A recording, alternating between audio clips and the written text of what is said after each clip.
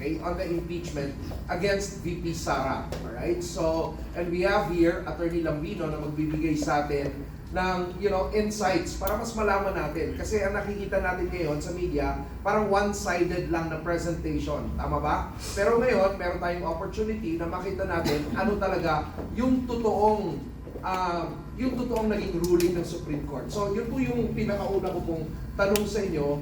Paano po natin ipapaliwanag dun sa ordinaryong mamamayan na nakikinig sa atin ngayon, nanonood sa atin ngayon, ano exactly yung naging decision sa final ruling ng Supreme Court?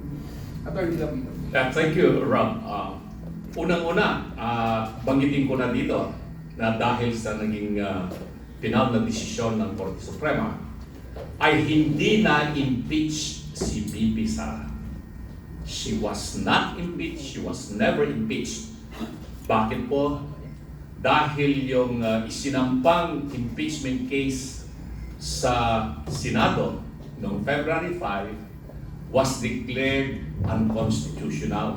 It was void from the beginning dahil hindi nag-comply doon sa provision po ng Article 11, Section 2, Section 3, Section 4, Section 5 ng ating Constitution. So, ibig sabihin yan, walang impeachment na nangyari against VP Sara dahil na void yung impeachment na sinampa ng Kamara sa Senado. So, masaya tayo, VP Sara was never impeached pursuant to the final ruling of the Supreme Court. So, ang tanong is, was it ever initiated? Yan yung tanong ngayon. Nagkaroon ng initiation, sabi ng Supreme Court, based on the July 2025 decision. And with finality, inapheld nila in a motion for reconsideration, again, by a unanimous vote of 13-0, with 2 justices of the Supreme Court. One did not participate, the other one was on leave. So 13-0 pa rin ang naging desisyon. Ano itong epekto ngayon, nitong desisyon ng Supreme Court? Niliwanag nila yung rule on how impeachment can be called initiated. Meron ng mga naunang desisyon ng Supreme Court dyan, yung Francisco versus House of Representatives. Ito yung tungkol sa impeachment noon nila ni Chief Justice Hilario Davidi of Cebu. And then this was reiterated in the case of Gutierrez versus House of Representatives. This was, I think, sometime 2011. And then this time around, clarified ng Supreme Court yan. Na tatlo yung process how impeachment can be considered initiated. Yung una, yung nandoon, napapaloob yan sa provision po ng Article 11, Section 3, subsection 2 and subsection 3. Ito yung pagsasampa ng verified complaint and properly endorsed by a member of the House of Representatives at ipa-file po yan sa Sekretarya ng House of Representatives. Yan ang first step na gagawin. Pag ito ang complaint ay naisampa, then this complaint must be put in business, in the order of business within 10 session days. Within 10 session days yan. Hindi calendar days. Kung ano yung session days yan, nasa rules of the House of Representatives yan. Kasi kung ang session days nila is Monday to Wednesday ba or Monday to Thursday ba, depende kasi sa tempo ng kanilang ginagawa. Kung minsan maabot sila, session sila hanggang Friday rin. No? Basta binibilang dito 10 session days. Kailangan maisama sa order of business. Then, pag naisama sa order of business, the matter must be referred to the Committee on Justice within 3 days. Yung tinatawag nating 10 days plus 3 days rule. Once na i-refer yan sa Committee on Justice, then the first mode of initiating impeachment is already done. Yan ang first mode of initiation. Yung second mode of initiation that is provided for under subsection 5 of section 3, article 11, ito yung tinatawag nating 1/3 of the total membership of the House will endorse the impeachment complaint, verified impeachment complaint. At dito, clarify din ng Supreme Court that even if there are 1/3 total members of the House will endorse the impeachment, still the matter should be forwarded to the Committee on Justice in order to consolidate all the impeachment complaints, kung marami yung impeachment complaints, and to determine kung talagang lahat ng mga 1/3 members of Congress na pumirma at nag-endorse ng complaint ay nabigyan sila ng kopya, nabigyan sila ng mga attachment, nabigyan sila ng mga ebidensya.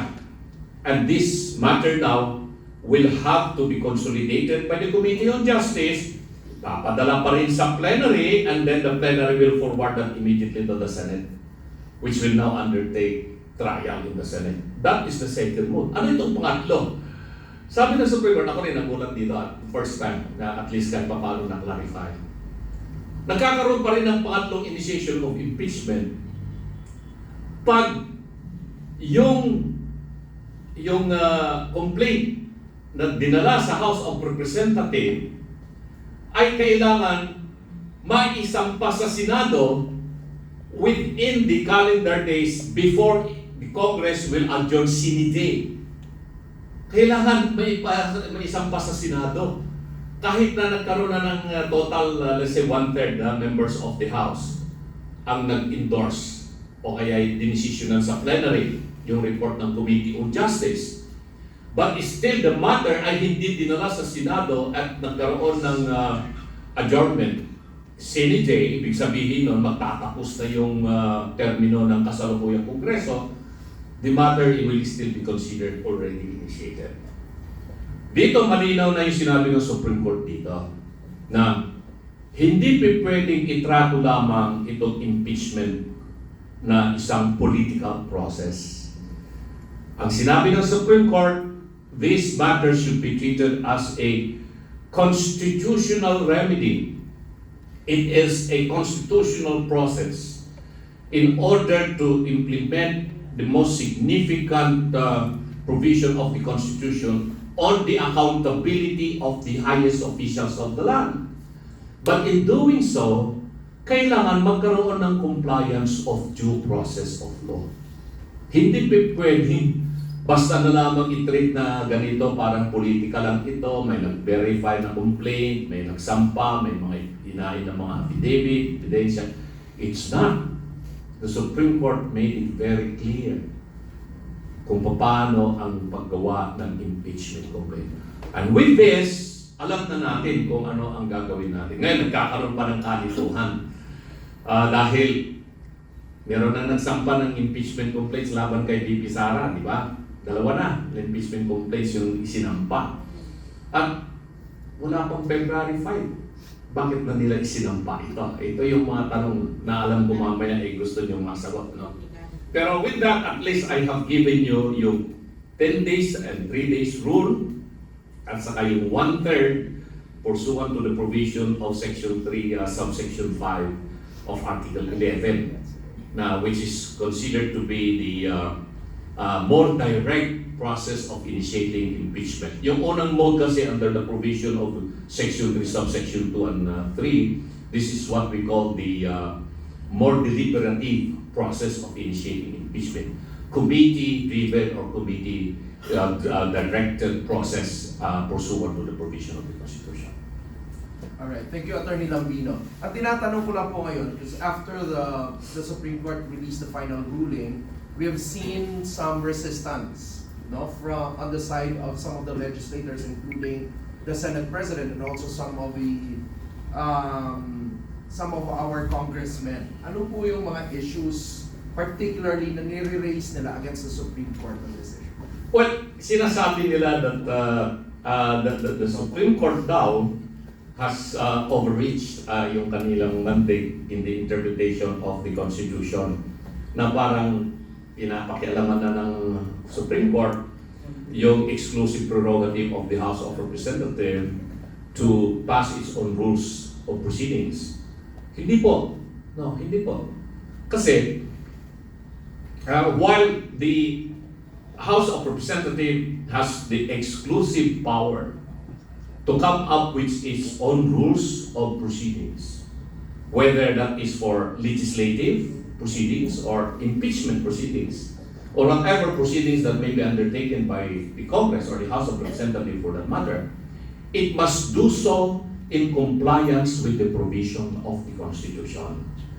Kaya nga, pag nagkaroon ng decision ng Supreme Court in the interpretation of any act of government, whether that is a law enacted by Congress or rules of proceedings passed by the Congress or even executive orders or proclamation by the executive department, and the Supreme Court makes an interpretation as to whether or not this legislative via or executive via are in accordance with the provisions of the Constitution, the Supreme Court is not enforcing its supremacy over the executive or the legislative. What the Supreme Court is doing is ensuring the supremacy of the Constitution. Yun ang ibig sabihin. That is the doctrine of the supremacy of the Constitution. Kaya pag nag-desisyon ng Supreme Court, we have to respect that. May nagsasabi na member ng House, what if we are going to defy the Supreme Court decision? So there's going to be what? Constitutional crisis. No, it's not going to have any constitutional crisis at that. If the House of Representatives will keep on defying itong kanilang decision ng Supreme Court and will insist, then we are no longer governed by laws. We are no longer government of laws. Then we become government of men. That is anarchy. Hindi tayo papayag na gano'n. At palagay ko ang taong bayan hindi papayag na gano'n. Because we are a representative democratic state. And we are always governed by the provisions of the Constitution and by laws. So kailangan sumunod itong mga congressmen sa decision ng Supreme Court last week. Because as I said, hindi dahil nagkaroon sila ng decision ng Supreme Court, ay sinasabi ng Supreme Court na the Supreme Court is supreme over the House or Congress or the Executive. No. The Supreme Court is saying the Constitution is supreme over all acts of government agencies, including the Congress or even the Palace for that matter. Parang, thank you, Atty. Lambino. For me, parang, you know, as an ordinary citizen, ang naisip ko, Supreme Court is simply playing the role of a referee in this case to make sure that we are following the Constitution, the supremacy of the Constitution, even in impeachment processes. Exactly. Yeah. Yun ang kasi ang sabi natin, the Supreme Court of the three branches of government or departments of government is the weakest among the three. It does a passive role. Nagre-react lamang yan sa mga actions ng executive or legislative department. But in the reaction of the Supreme Court, tinitignan lahat ng Supreme Court, more particularly the Constitution, as the basis of its ruling. It is, as we said, the Constitution is the supreme law of the land. Why? Because we, the Filipino people, are the authors of this Constitution. And if the Supreme Court interprets a law or an executive order that it says it's not in accordance with the Constitution, ang sinasabi ng Supreme Court, hindi tama yung ginawa ng Kongreso o ng Palasyo, hindi yung tugma doon sa kagustuhan ng taong bayan. That is the very essence of representative democracy. So if the legislators are openly criticizing yung ginawa ng Supreme Court, help me assess this, and so that others will also reflect on it. Do you think, and anybody of you can actually answer, do you think it's really a principle na pinaglalaban nila, or may self-interest na pumapasok dito? That's why we are getting that reaction from some of these legislators. Oh, well, yes, it's part of their way of trying to get attention from the public, from the people, that they are trying to portray that the action of the House or the executive branch of government, for that matter, is more political than illegal, than legal, di ba? Kasi nga, meron din tayong tinatawag sa constitutional law, the political doctrine na tinatawag na if the acts of Congress or the executive department is purely a political question, then the matter cannot be decided by the Supreme Court and will let the people make decisions with this particular issue during election period. But we are not talking here of a political question. We are talking here of provisions of the rules of proceedings in the House of Representatives that will affect the very, very right, inherent right of a particular person who happens to be a very high-ranking official of government. And that political or that inherent right is the right to due process. Alalahanin nyo, lahat ng mga napaloob sa Article 3, the Bill of Rights of the Constitution, these are inherent rights. Ibig sabihin yan, kahit na wala yan sa provision ng Constitution, karapatan ng tao yan. Inherent, meaning to say, it is given by the Creator to us as a person living in a democratic society. It is only written in the Constitution to give emphasis that these are inherent rights of the people. And the Vice President, for that matter, who is the one involved here, has that inherent right of due process of law. And the Supreme Court in this particular case made a very, very comprehensive definition of what due process really means. It is not just the right to life, liberty, or property. It's not that. It's more comprehensive than that. Meaning to say, it includes the enjoyment of the right to life, liberty, and property. Tatanggalin mo yung Vice Presidente. You are not just depriving her of her right to life or property. No? Tatanggalin mo yung kanyang enjoyment of her right to life. So sabi ng Supreme Court, that is the very essence of due process. Kaya maliwanag yung sinabi ng Supreme Court dito na mali yung sinasabi. Ito, I'm going to make interpretation. Mali yung sinasabi ng mga congressmen or other people that are trying to defend the opposition ng House. Because they are trying to convert this issue on impeachment purely political. That this is just a political question that can only be decided by the people or through the chosen representatives who happen to be the congressmen and senators. Pero sinabi ng Supreme Court, no. Impeachment is not just a mere political process. It is a constitutional process that will have to be strictly scrutinized and make sure that there is complete compliance of the provisions of the Constitution. All right. So I think if that is their stance, more or less that they think this is just a political exercise. I think it's also right na tanungin natin yung mga ordinaryong tao, di ba? How they're actually seeing this. So Dr. Mata, sa paningin niyo po, bilang isang doktor, mamamayan, very responsible na citizen ng Pilipinas, ano po nakikita niyo dito? Is it really just principle na ipinaglalaban nila, or are you seeing some self-interest na pumapasok doon sa issue na nire-raise nila against the Supreme Court? Yes, thank you for the question, Rob. Ako'y nagpapasalamat sa Supreme Court, dahil parang merong gwardiya tayo. Nilagay ng Diyos ang Supreme Court para bantay. Kasi nakikita talaga na politika. Kasi kung hindi politika, dapat napabilib ang Supreme Court. Kunwari ngayon, nag-file sila ng impeachment ulit. Dapat napabilib ang Supreme Court before the impeachment kay VP Sara. Dapat mga ilang buwan, sige sila galit ng galit sa mga flood control, corruption. Tapos iniisa-isa nila lahat sino yung mga involved doon sa mga corruption. Tapos pinasok nila ito ngayon kay VP Sara kasi sasabihin nila kasali si VP Sara sa another corruption issue. Siguro ang Supreme Court mabilib na talagang anti-corruption itong grupo na ito. Pero ano nangyari? Doon sa flood control, corruption, ang tahimik. Ang tahimik. No comment. Ngayon, papasok agad kay VP Sara ang issue. Sa lumang issue na ng confidential funds. Hindi po mahina ang pag-iisip ng Supreme Court. Alam nila na ito na naman po ay politika. Dapat noon pa sa flood control, maingay na kayo. So, It's not the fault of the Supreme Court kung ito po'y mata-turn down naman dahil halata po siya na politika at hindi talaga based on principle as the question.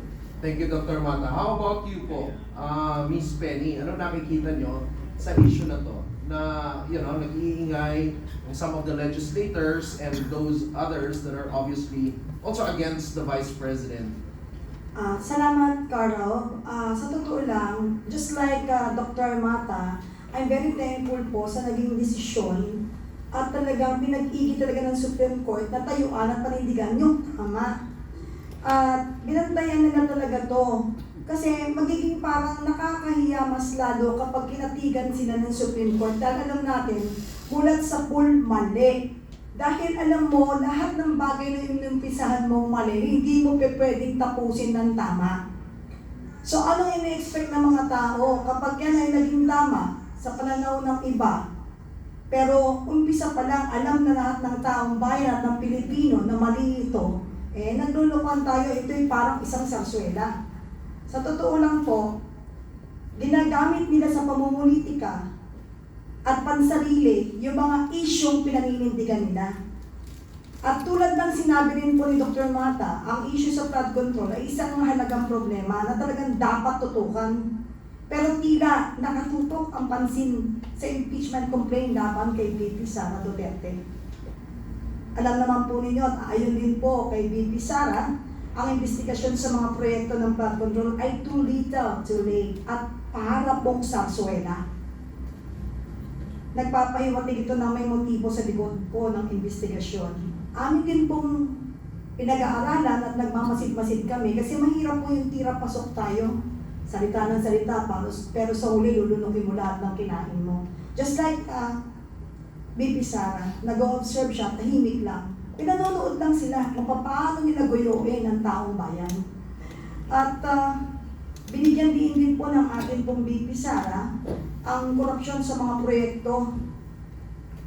Ito ay hindi po bagong mga pangyayari sa mga nakaraang administrasyon.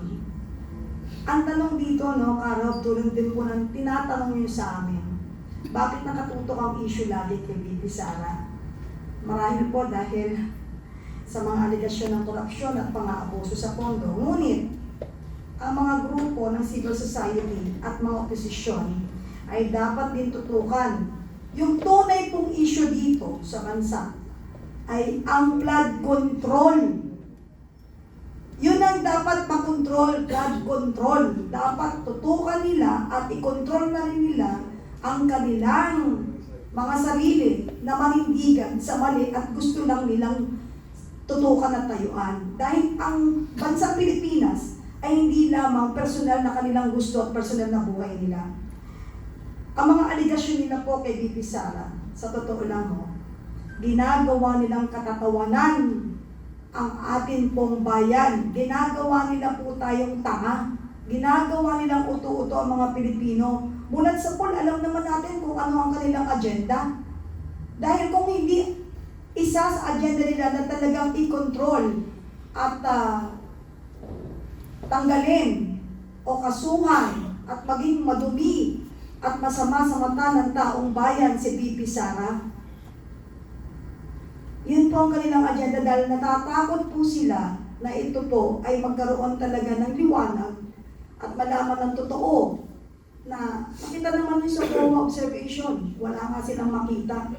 Malinis. Yung opisina po nila nakakalimutan na nilang linisin. Dahil kontrolado pa rin nila yung mga nagmamasid at nagbibigay ng opinion para sa kaalaman ng taong bayan. Maraming media po kontrolado. Marami po tayo mga politiko, opisyal ng gobyerno na kontrolado nila dahil po sa salapi. Kaya nga po, sabi ko, Karod, kahit anong talino ng tao, kapag ang bibig nakasara, baliwala eh. Sa mga panahon ngayon at oras natin ngayon na talagang nalilimahid ang ating bansa dahil nga pinapabayaan natin silang magsalita ng magsalita, tapos nagpapamedya pa, saan ka nakakita? Bitbit nila lahat ng dokumento, pero nasa ibabaw mukha po ni VP Sara. Ano ibig sabihin na to? Palabas? Pagkatapos may panawagan at nagsisigawan, impeach. Impeach, practice po yun. Ang nagtuturo po at nagpa-practice ay isang pong kinatawan ng isang party list na ang nangingibabaw ay ang kanilang pagiging guro, ang pangalan ng party list na yun. Pero hindi naman siya guro. Kaya nga po, siguro, hindi po siya guro, siguro. Pero lahat po ng bagay may hangganan at hindi po ninyo malilinlang ang katotohanan. Karab? Nakita niyo ba yung parang when they filed it, tapos di ba may Yes. parang kariton? Opo. Ako medyo ako dyan kasi politics nga ako, di ba? Tapos at the same time, I'm looking at all of those, it's very choreographed. They all raise their fees, gaganong sila, nagtam sila doon sa linyang yon. Tapos kung titignan mo yung isang babae doon, nagpipilang siya ng steps. Opo, talagang So, but anyway, kakaiba.